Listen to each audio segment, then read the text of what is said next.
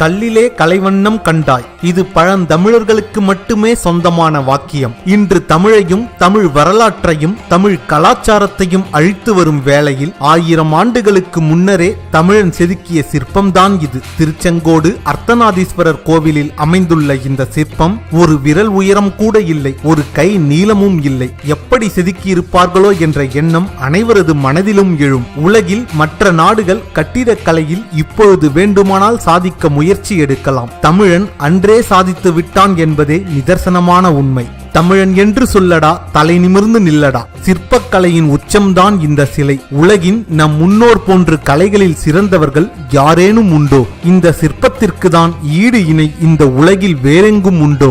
மதுரை ஆயிரங்கால் மண்டபத்தில் அமைந்துள்ள இந்த சிற்பம் இவ்வளவு நுணுக்கமாக செதுக்க எவ்வளவு வியர்வை சிந்தியிருப்பாரோ? அந்த பெயர் தெரியாத நம் முன்னோரான சிற்பக்கலை ஆசான் அவர்களை மனதார பாதம் தொட்டு வணங்க விளைகிறது எம் மனம். பார்ப்பதற்கு யானை போன்றே இருக்கும் இந்த சிலையை உற்று கவனித்து பாருங்கள். பல பெண்களை சிலையாக செதுக்கி செய்த சிற்பம். அதுவே தமிழனின் சிறப்பு.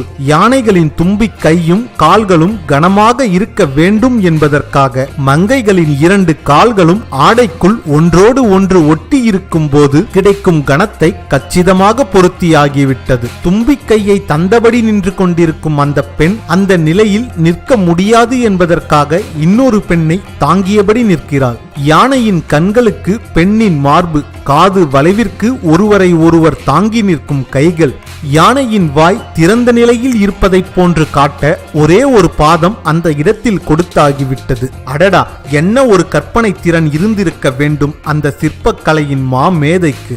3 உடல், ஒரே ஒரு தலை. ஏதேனும் 2 உடலை மறைத்து விட்டு பாருங்கள், ஓர் உடல் ஓர் தலை மட்டுமே தெரியும். நம் முன்னோர்களின் திறமைக்கு மற்றொரு எடுத்துக்காட்டு இந்த சிற்பம். எந்த ஒரு தொழில்நுட்ப வசதியும் இல்லாத அன்றைய காலங்களில் மனித சக்தியும் கலைகள் மீது கொண்ட திறமையையும் கண்டு பிரமிப்பாக உள்ளது. உங்களால் சொல்ல முடியுமா இது காளையா அல்லது யானையா? நாட்கள் முழுவதும் கலை பற்றி தான் யோசித்துக் கொண்டிருந்திருப்பார்கள் போலும். கும்பகோணம் தாராசுரம் ஐராவதேஸ்வரர் கோயிலில் இருக்கும் இந்த சிற்பத்தை பார்க்கும் பொழுது உலக அதிசயங்கள் 7 தோற்றுதான் போகும். தமிழன் சாதித்த கட்டிடக்கலையில் இதுவும் ஒன்று. உங்கள் கையால் தொடலாம், உருட்டலாம், முழு உருளையையும் பிடிக்கலாம். ஆனால் வெளியே எடுக்க இயலாது. கோயில் என்பது வழிபாட்டிற்கான இடம் மட்டுமல்ல, அது ஒரு கலை கூடம். மற்ற எல்லா தமிழ் நகரங்களையும் போன்றே தொகுக்கப்படாத வரலாறும் எழுதப்படாத கீர்த்தியும் தான் மாமல்லபுரத்திற்கும் உண்டு என்றாலும் இங்கு வரலாறு கல்லில் வடிக்கப்பட்ட கம்பீர கலை சின்னங்களில் பிரம்மாண்டமாக வாழ்கிறது. இதுதான் மாமல்லபுரத்தின் தனிப்பெரும் பெருமை.